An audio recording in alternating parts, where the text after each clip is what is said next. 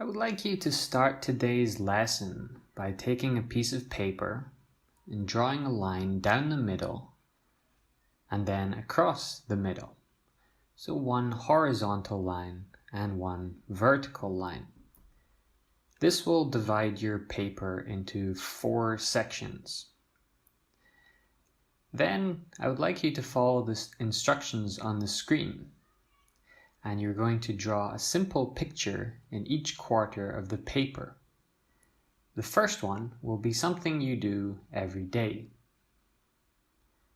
The second one, something you're doing right now. The third one is something you did at an unspecified time in the past. And the fourth one is something you started in the past which continues until now. Don't take too long.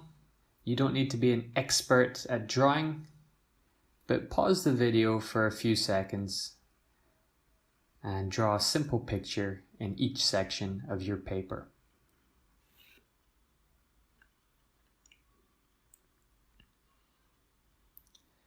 I would like you to imagine you're telling someone, or if there is another person there with you, about each of your pictures. Just use one sentence. If you like, you can write this down on the paper.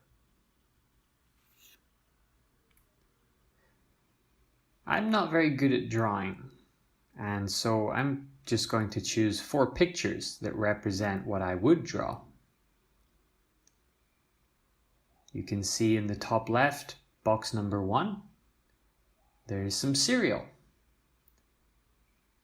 Number 2, there's a teacher. Number 3, there are some sharks. And number 4, this is the country China. Here are my sentences if I were to describe each of those pictures. I eat breakfast every day. I'm teaching a class right now. I have swum with sharks, and I have been living in China for several years. These are what we would call the present tenses in English, and they're what we will be studying today.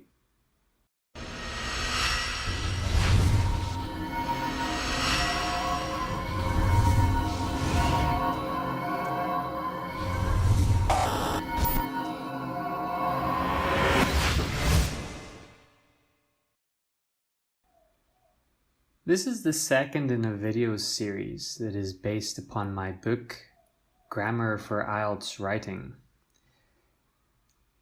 I've structured this from basic to advanced in order to teach you how to use the English language to write an essay. Last week we started with a video called Parts of Speech that told you about nouns and verbs and so on. Today we're going to look at the present tenses. Most importantly, I'll be focusing on when to use each of the present tenses. This is incredibly important for IELTS. You don't need to be an expert at every tense, but you need to at least be able to use the basic ones in the correct situation. This is true for speaking and writing. First, let's have a little overview of what we will be learning in the next few weeks. There are 12 tenses in English, making it a particularly confusing language. But we can divide these up quite simply.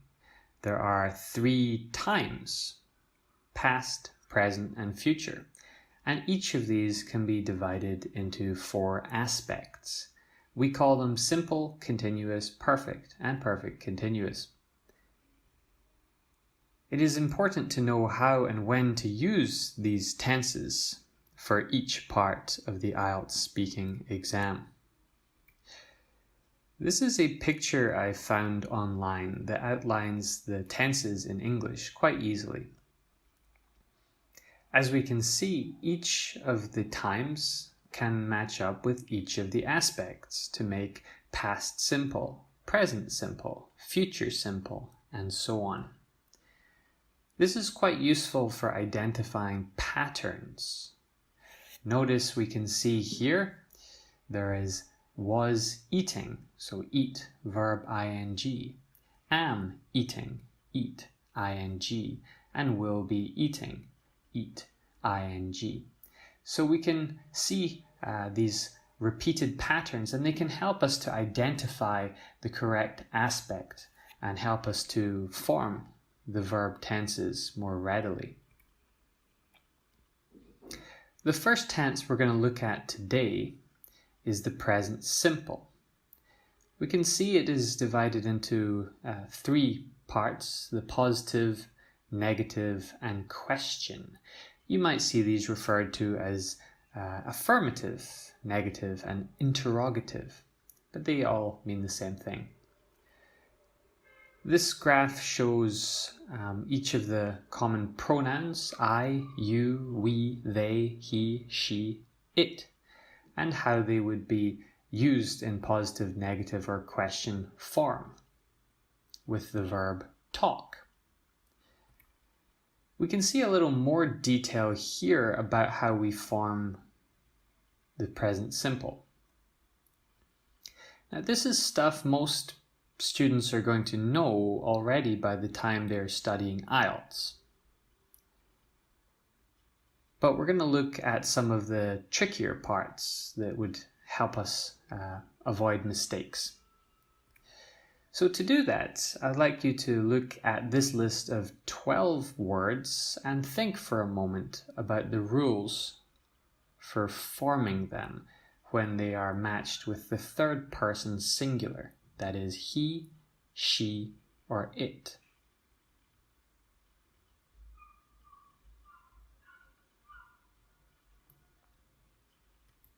So when we form most third person singular verbs, we usually just add the letter S. He sits, she walks, it talks, and so on. However, there are certain rules for different kinds of verbs. If a verb ends in a consonant plus a Y, we remove the Y, change it to an I, and add ES. So try becomes tries, hurry becomes hurries, cry becomes cries, bury becomes buries, and so on. For verbs ending in O, S, Z, X, or the CH, ch, or SH, sh sound, we simply add ES. Miss becomes misses, fix becomes fixes, wash becomes washes, watch becomes watches, and so on. A common mistake is to add the S or ES suffix after using the negative or question form. In this case, we have the auxiliary verb to do, which becomes does or doesn't. Here, the auxiliary verb has an S, and therefore the main verb doesn't need it. We don't need to have two S's. We don't say, does he walks? We say, does he walk?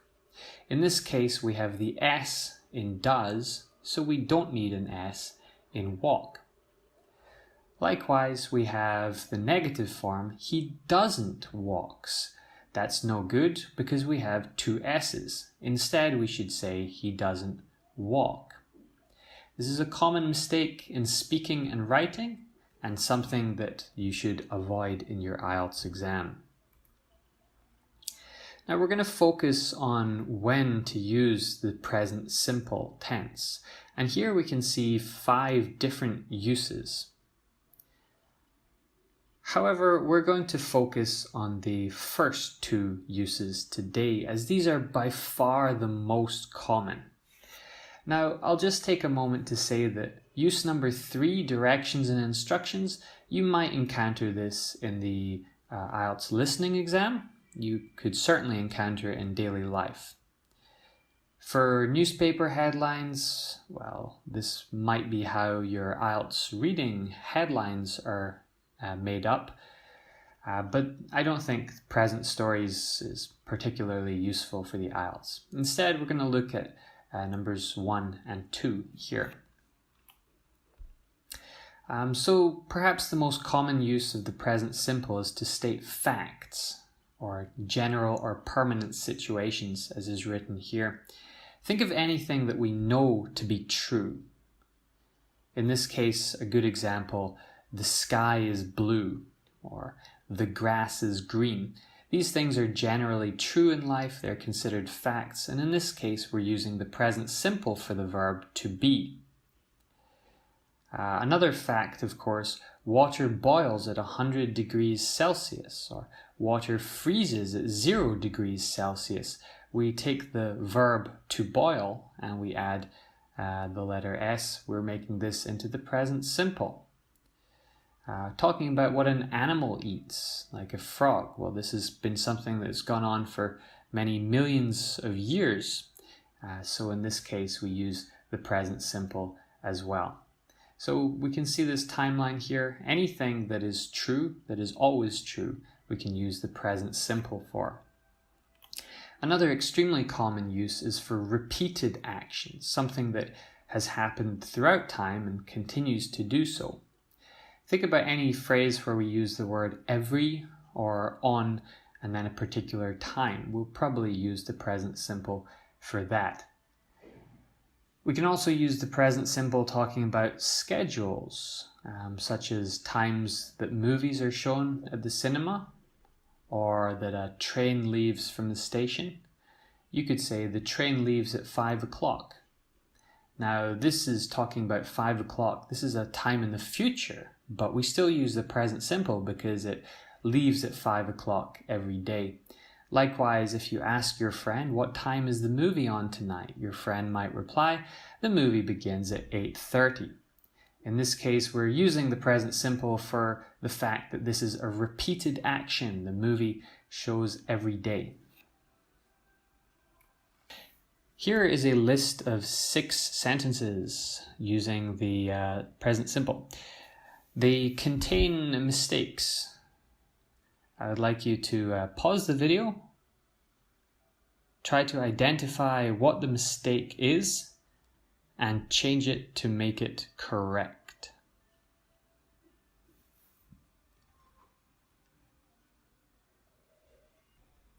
Here are your answers. So she walks to school. He doesn't like to watch TV. Where does your father live? She often goes to Paris. So here we don't just change go to goes. We need to take the adverb of frequency and we put that before the verb. So not she goes often, but she often goes. She doesn't like football. And this one here, we can't use the present simple. In this case, we change to I'm going to the post office tomorrow. What kind of tense is this? I'm going. Well, this is the present continuous, actually, which is what we will look at next. The present continuous is sometimes called the present progressive. I use the term continuous in most textbooks that I use and websites that I use. Also call it the present continuous, but sometimes you'll encounter the word progressive. So it is formed in this way. The present continuous is made up of the auxiliary verb to be. So I am, he is, they are. Followed by the present participle. That means a verb plus ing. So I easily identify this tense by having some form of to be plus verb ing. Here are some examples using the verb to sing. I am singing, you are singing, we are singing, and so on. We're going to focus more on when to use this tense instead of how to use it. In this case, we have another 5 situations when we might use the present continuous. we will focus on the first two again as the most common. There's one here that I have not included, but it is included in my book, Grammar for IELTS Writing, which you can get a free copy of at my website if you just click on the link on the right of the page or sign up for the newsletter. So we'll look at the first two in more details. The first one is to describe something that is happening right now, at this moment. So imagine your friend calls you on the phone and says, "What are you doing?" Pretty much anything you reply would be replied in the present continuous. I am studying for a test. I am watching a video on YouTube. I am waiting for my friend to arrive, and so on. This is the most common use, something that is happening at the moment right now. The next most common use is talking about something that's generally going on over the present time, but maybe not at this exact second. So think if you are sitting down to dinner with your friend at a restaurant and she is asking you about your life at the moment. What are you doing in general? You might talk about a book you are reading or a course you are studying. Now, you're not doing these things at this exact second, but you are doing them generally through the present time. Here are some good examples. I'm not studying to be a vet anymore. I'm studying to be a dentist. So these things are true over the general present. Now, not all verbs can be changed into the continuous form. And most verbs that don't apply to an action cannot be changed. So we've got a list here: like, love, hate, believe, seem, remember, and so on. These cannot be changed into the continuous tenses. And that's true of present continuous, past continuous, future continuous. So we wouldn't say, "She is loving this chocolate ice cream." No, we would say, "She loves this chocolate ice cream," because we consider it to be something generally true. We wouldn't say, "He is believing in God." We would say, "He believes in God," and so on. So here we have 5 sentences. Again, each of them contains a mistake. I would like you to pause the video and try to identify and change the mistake to make these sentences correct. While the video is paused, why don't you take a chance to give it a like? Click that thumbs up button down below.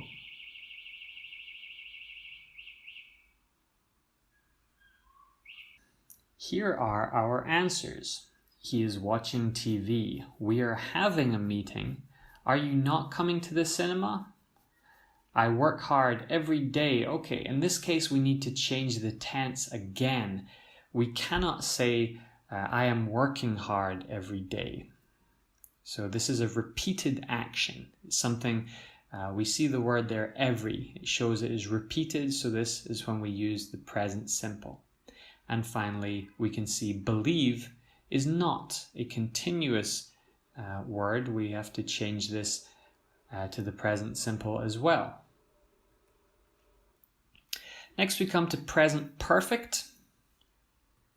So present perfect is made up of the verb to have plus past participle. So I have, he has, she has, they have, and so on. The past participle is usually a verb plus ed. However, in English we have many irregular verbs, such as write, which becomes written in the past participle, or speak, which becomes spoken. So you have to remember these irregular verbs. Unfortunately, there are no rules to figure out their form. You really just have to remember them. Here's an example using to visit, and of course the city of Paris. I have visited Paris. You have visited Paris, and so on.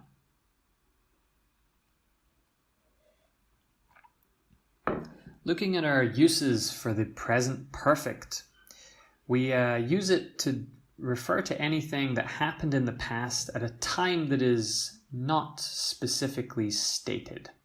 Maybe it happened once or twice or 100 times, but we don't know when, and it's not really important when. Think of the question, have you ever? Have you ever eaten sushi, for example? Have you ever been to France?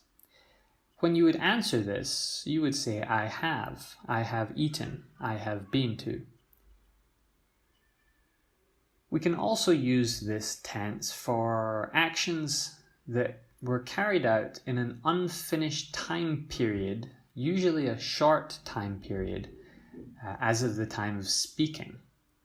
Let's look at these two examples. She has had 4 coffees this morning. In this case, it is still morning, and it is possible she might have 5 or 6 coffees. It is unfinished. Likewise, they have been to the office twice today. So it is still that day, and they could go a 3rd or 4th time. It is unfinished. We use the present perfect also for something that is ongoing until now, and it may or may not continue in the future. This is very common with the verb to live. We've lived in Beijing for 6 years. Sometimes it appears with to be, like they've been a couple since 2012. And we often use it as well with work, talking about your work, your present work history. I've worked. So when you say I've worked in finance for almost a decade, you're still in finance and you may or may not continue. Less common is number 4. When we're describing something in the past, but we're really referring to the present results.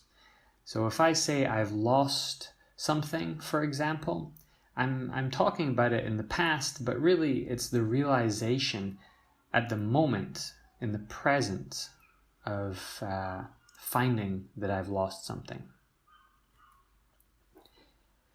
When we're using spoken English, we should try to use contractions. That means to shorten something.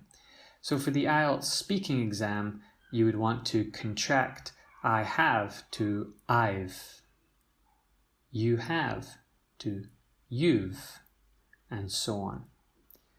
You don't need to do this in writing. In fact, in writing, you should try to be more formal and use the longer form. The present perfect tenses are used often with the words for or since. When we say for, we use periods of time. A week, 6 months, a year, a decade. We use since with points of time. So Monday, 6 o'clock, 1984, and so on. We can see 4 examples. We've lived here for 5 years. I haven't slept for 48 hours. They've been at home since 8 o'clock, and she has been a doctor since September. Here is another short test. This time we have 4 sentences. Try to correct them. Pause the video and write down your answers.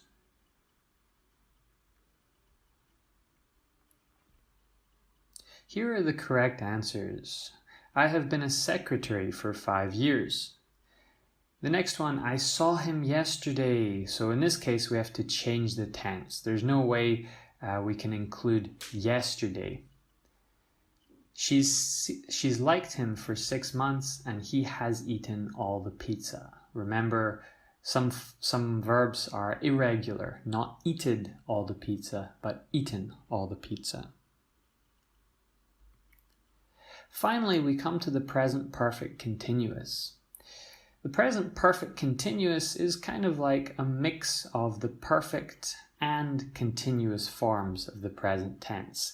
We can see there are auxiliary verbs to have and also the verb ing. So like the present perfect, we have or has, and like the continuous, we have ing.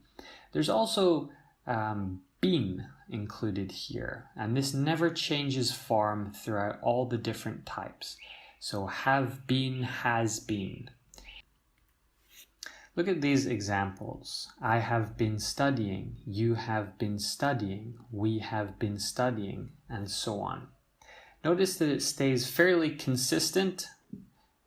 It is only different. He has been studying, she has been studying. There are limited uses for this.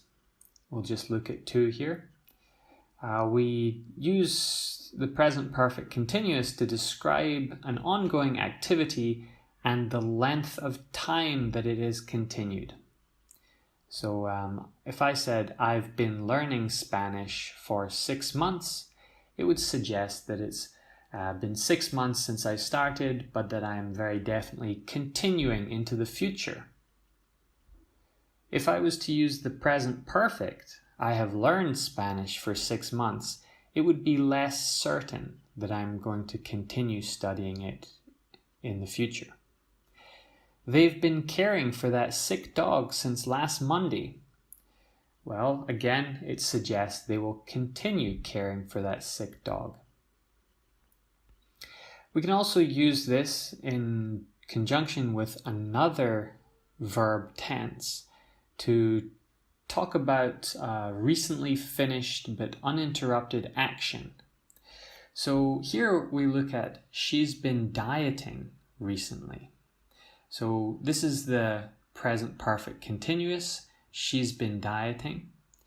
But we also have the present simple here. So this is a separate clause. This is what we call a complex sentence. 2 clauses. She's hungry. Why? Because she's been dieting recently. So here we've got our present perfect continuous. This tells the story of something that is happened and was uninterrupted but is finished. And then here we have another tense, the present simple, which talks about the present result of this clause. Finally, let's do one last test. Here I would like you to simply form the present perfect continuous from each of the verbs in the brackets. You don't need to spot any errors here, just form the tenses correctly.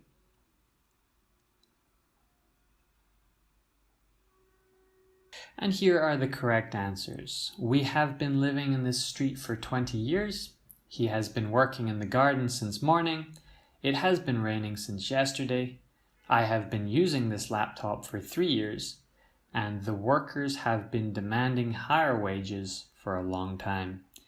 Alright, thanks for learning English with me. It's been another video from TED-IELTS. I'm David S. Wills. Don't forget to give this video a like if you have appreciated it. Subscribe to the channel. I'll put some links down below to my website where you can find more helpful IELTS information. And I'll see you next week for another video.